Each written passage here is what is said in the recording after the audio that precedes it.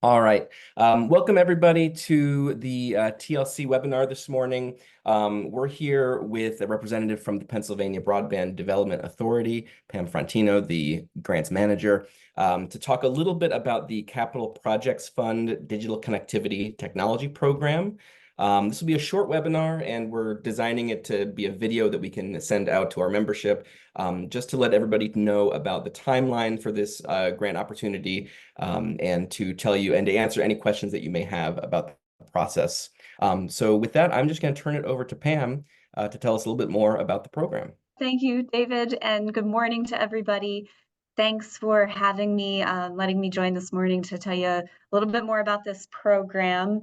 As David mentioned, I'm the grants manager with the Pennsylvania Broadband Development Authority, and you're likely familiar with the work that we're doing. We are really moving into our digital equity programs at this point, which I'm very excited about.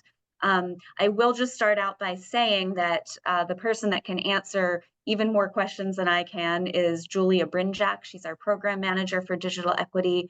Sorry she couldn't be here today. She had a personal appointment out of the office, but I will give her information at the end of the presentation. I'm also here to answer as much as I can. So my goal is to do that, but just wanted to point out that there are some other resources and folks I can point you to for more details.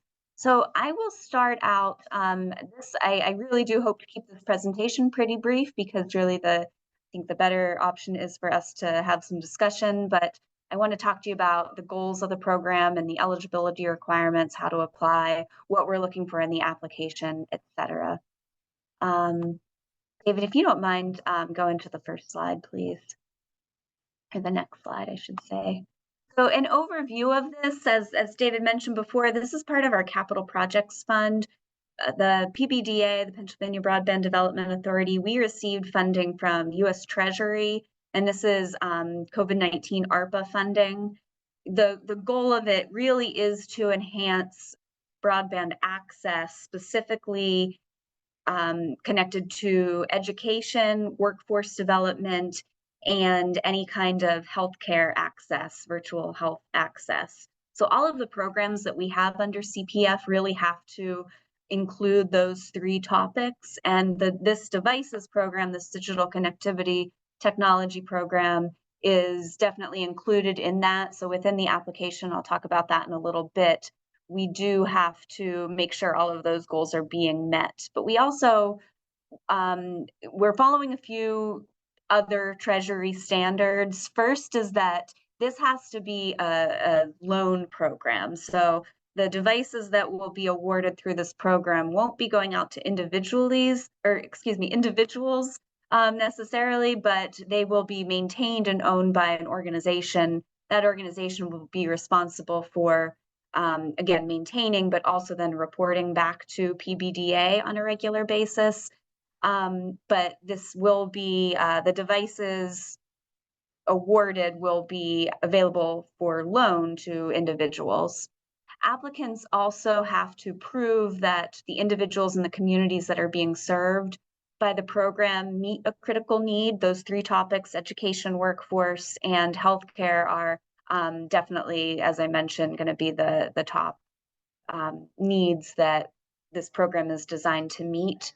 And then the grants are available to organizations specifically located in areas where affordability has been identified as a barrier to broadband adoption.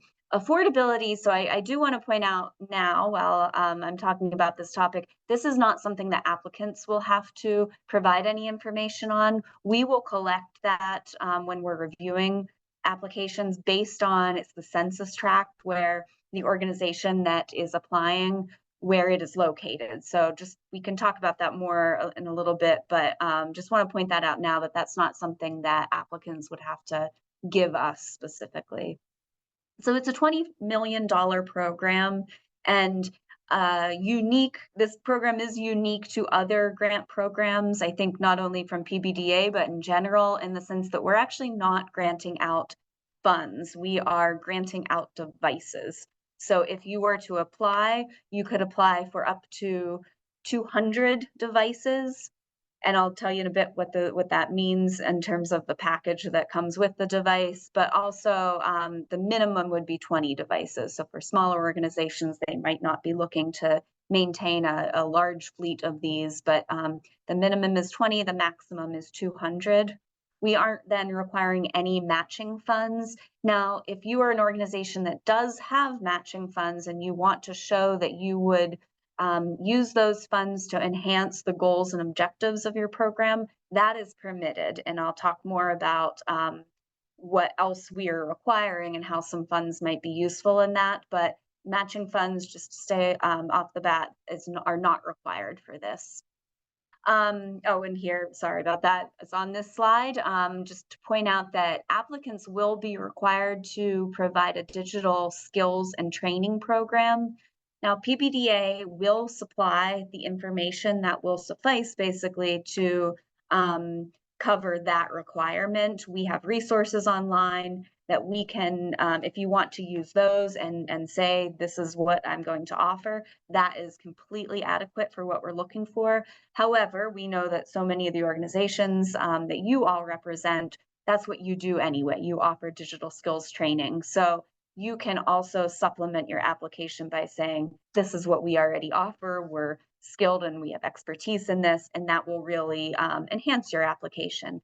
Again, going back to the matching funds, if you have funds that you can use to say, this is what we can bring to the table, that will, if you show that it connects to the objectives and goals that you are trying to achieve through this program, again, that should be reflected in your application. I'm ready for the next slide, David. All right, so next, just to give you an overview of eligibility, like a lot of other digital equity programs that we are sponsoring, mostly public-facing institutions are going to be the eligible applicants for this. So that, in particular, libraries, community schools, municipalities, or other units of local government can apply or can qualify for this. In particular, workforce training organizations are going to be a top one that we're looking for, any other nonprofit or any other community anchor institution. So we'll ask for a little bit more detail on the your organization and what your mission is, that type of thing. But basically, overview would be public-facing institutions. And then the projects would, again, that digital literacy and skills training is going to be part of that. We want to see how these devices can really lend to that.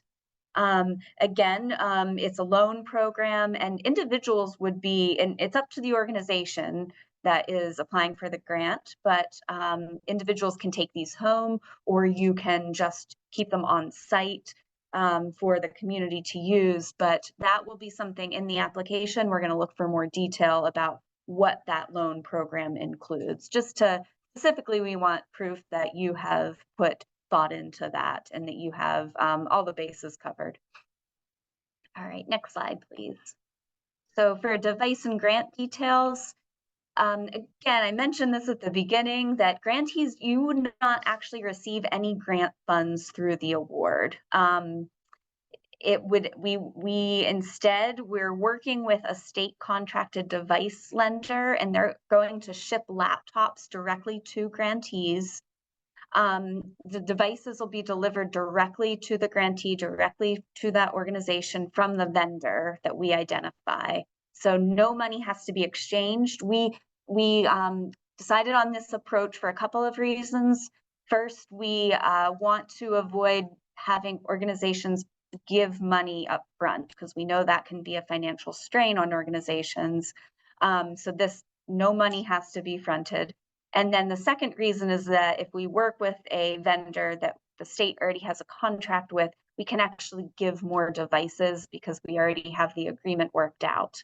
A lot of the main question we've been getting through these presentations is, what is the device and what is the vendor? And I really apologize. I can understand, as someone who's applied for many grants before, I can understand that detail is necessary and helpful. What I can tell you is that next week at our board meeting on the 25th of July, we will be confirming that, and we'll have more information. We will have the information about what the device is, who the vendor is, and those main details, we'll have that then. Because it's a major agreement with this vendor, we have to have our board of directors approve that. And timing wise, it just it's working out that it's this month.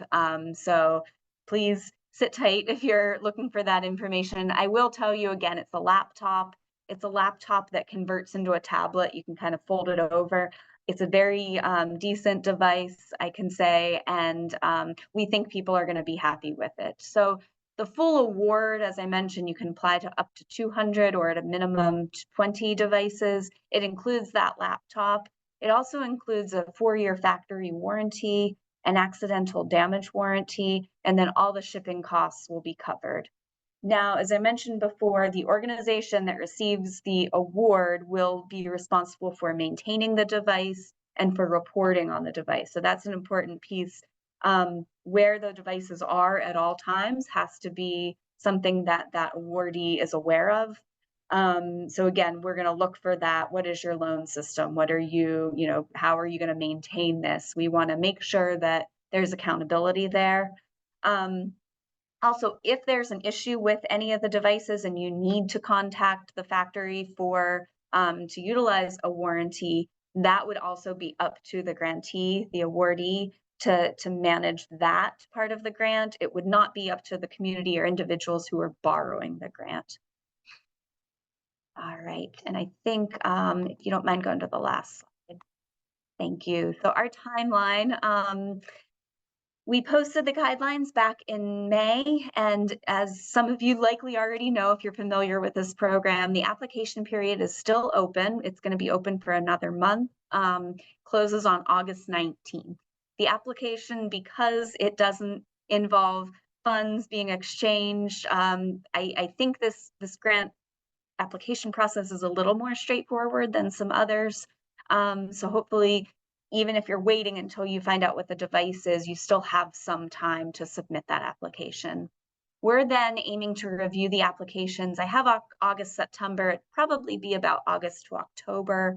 And then at the very end of October, that's when we will hold our next board meeting, and that's when we would make awards. We do have a really ambitious, but we are very committed to our goal of having awards made by that October, end of October board meeting. That's something we really want to stick with. And then we would immediately move into contracting with grantees around December, January, and as soon as possible in 2025, which I can't believe we're that close to 2025, but that's when projects will begin, devices will be sent, and basically reporting would also begin. I will mention that we have more information about the program on our website. And specifically, if you go under CPF, you'll see this program listed. We have an FAQ page. Please do check that out as you're filling out applications, and please review the guidelines. And I can put links to those in a moment into the chat. But a lot of information that we hope is helpful to completing an application is listed there. And then finally, if you don't mind, David, going to the last slide, I'll just point out here is the email address that you can reach us through if you have questions. But and we have somebody responding to this regularly, daily. So if you, but if you aren't for some reason hearing back, please do feel free to reach out again. And we will do our best to answer any questions that you might have. But I'm also, of course, here for as long as you need me to answer any other questions that for the information I just went through. Great, thank you so much. Of course. We wanted to open things up to questions. We had a couple of questions in the chat. If you would like to share questions through the chat or ask questions now, just let us know. So the first question was confirming that applicants are not required to loan devices outside of their organizations, meaning they could keep the devices internally for participants to use on site. Yes, absolutely. I will confirm that that is the case, especially if you want to maintain them. You're concerned about loaning out but for whatever reason it works for you and your organization, that is something that we would support. And the second question we have in the chat is, will the laptops have operating systems installed? As far as I know, they will not. That would be up to the grantee, but I don't know specifically. I can confirm that again after next week. But from what I understand, they will not have. They will have the basic whatever it comes with, and that's the part that I guess I can't really answer right now. But we're not adding any other extra software, anything like that. Anybody else have any other specific questions about the grant they'd like to ask? You can share in the chat or ask now. Just to clarify that last point, so my understanding, Pam, just to clarify and tell me if I'm understanding this wrong, was that they would have sort of the standard software that, like, if I went to a store and bought a laptop, would probably have. Is that That's correct? correct. So, Yep. so yeah, And so that's they should have actually a Windows operating system then. if sorry, did you say they would or they wouldn't? Yeah, I thought that they would. If it comes not standard sure. on this specific device, then yes. But if it doesn't come standard, then it's not something. It's actually a treasury requirement that the money goes toward devices and not to software. They had different categories. We did try to work on that, but it's something we were told no about. However, again, if it comes with it already, then we obviously it's not an extra cost. Hope Got that it. Okay. Well, clarifies. yeah, we'll see if we can get further clarification on that. Sure. Yeah. And I can note that for Julia too. Thanks so much. Yes. And we'll definitely report out after you all make your decision to the membership. So if you're curious about that, we'll make sure to send out information to everybody about it once the decision is made. Great. Anybody else have any other questions about the grant process?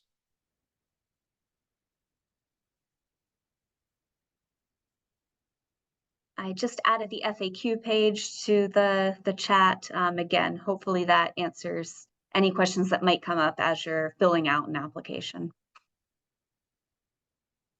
Pam, I know one question that has come up in some of the other conversations I've been in about this opportunity is just around the requirements for if an organization is lending out the devices, around sort of tracking them and, sort of like what happens if you loan a device to someone and it gets stolen or someone spills a cup of coffee on it. Can you talk a little bit more about those requirements? Yes, of course. Yes. So the idea behind the warranties, the accidental damage warranty, is to help address those incidents that inevitably, that's going to happen. So the warranty should cover damage there.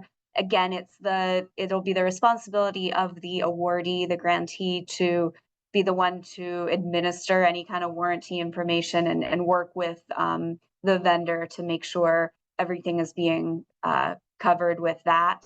But if something is replaced or is damaged beyond repair for whatever reason, or if a device is lost or stolen, it would be, and I'm glad you brought that up, Kate, it would be the responsibility of the grantee to replace it. That's actually, so maintaining every single device is a requirement of Treasury, US Treasury, that we have to then report back to them.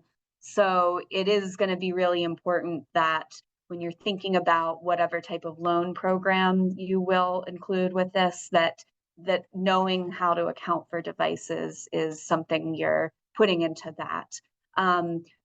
Likely organizations that are going to request the maximum, the 200 devices, if we get those applications, they're going to keep them in-house because less chance of much easier to keep track of 200 devices that way. So just be thinking of those details. But yes, the idea behind the warranties is to help avoid some of what, again, inevitably is going to happen. Does that answer the question, Kate? Is that helpful? Yeah, that was helpful for me. Okay. If anybody has any questions about that, feel free to put in the chat or speak up. Pam, A quick question. I assume the organizations are responsible for any licensing fees like Microsoft Office. Anything that doesn't come standard on the device, yes, absolutely. That would be up to the organization to add on. And that's another question we get a lot. Can anything be added to that? Yes, any software can be added. We don't want the devices back, nor does Treasury. Therefore, you can, add what you need, especially if you have special program software. You can add that. You don't have to, ask any permission of us, as long as it doesn't influence the accessibility of the device or the function of the device. Thank you. Yeah. Okay, we have a question in the chat. Can you provide more context on what you mean by equity commitments? Sure. So I don't have the application in front of me. I apologize, because you do have to sign into ESA to access that. But we specifically are committed to serving the covered populations that actually through a completely different funding program that we are working with our digital equity funds through the National Telecommunications and Information Administration, NTIA. They have set their standards for digital equity and covered populations that should be served through those funds. But we really want all of our programs within our authority to talk to one another. So we within the application itself, we ask to see what populations will be served under the program. We also ask, are there any vulnerable populations outside of the covered populations that are listed there that would be served through the device? We do want to see as much diversity as possible in these programs, and therefore, we're committed to asking additional questions in addition to what the NTIA covered populations are. I guess I might have mentioned equity commitments. I'm not quite sure where that was in the presentation, but I don't know if anyone can elaborate on whether or not I'm answering this. No, that's in relation. Oh, can you hear me? Sorry. I can. Yeah. So that's in relation to in the RFP somewhere it says provide funding commitment letters from all other project funding sources, including equity commitments. That's what my question is in relation to. I'm just like wondering, do we need to have letters demonstrating equity commitments, or how? I'm just a little bit confused about that. Yeah, I don't blame you. That's confusing. So we are asking or recommending, I think at least, that, as you mentioned from the guidelines, that letters of support be included with the application. In terms of equity commitments, I'm going to have to get clarification on that. I apologize, but because I don't want to answer it incorrectly and, give you the wrong thing. But I believe it's likely it could be, are there other equity initiatives that you partner with or that you support directly through your organization? I think it's very possible that would be what we're looking for, but I really apologize, Zachary, that I can't answer off the top of my head. Okay, and then like my main question with that is organizations can write about different equity commitments that we have, but like how do is that supposed to be demonstrated through some sort of letter from a external partnering organization or something like that? It's kind of what my main question is, since it's yeah. So. Yeah, that's a good question too. I think what you're saying, I think it can be. I think that's a great way to demonstrate that. So any support letters that can show that would be helpful. But also in the different narrative sections in the application, we're going to ask for more information about the function of your organization and what your overall mission is. If there are equity initiatives that you already address, that should be included there. Again, how this program would either enhance that or how your program would enhance the mission of what you are trying to achieve through this grant program. There are places to address that there. We do, like I said just a minute ago, we do want to see as many populations being served by this that would promote overall digital equity. So really showing us which covered populations, but then any others, in particular vulnerable populations, that would be served. And it doesn't necessarily have to be oh, we serve across the board. You know, you could work with one specific covered population, and that's okay, but just show us how this program would really lend to that, and vice versa. Thank you. You're welcome. You're welcome. But I'm also going to get back to you. And I'm assuming I can do that through David or Kate, but get back to you a little bit more on that equity commitment, specifically what that refers to. And please feel free to reach out to us directly if you have questions specifically as you're filling out your application. And I'm sure, I'm guessing David and Kate would also be happy to, you as well, both of you, please reach out if we can do anything else. Great. All right. Thanks so much, Pam, for joining us today. We've recorded this, so we'll share out the recording to everybody soon. We encourage you to send it to folks so that they can get some clarity on this. And yeah, hope this has been helpful. So thanks very much, and we will see you all next time.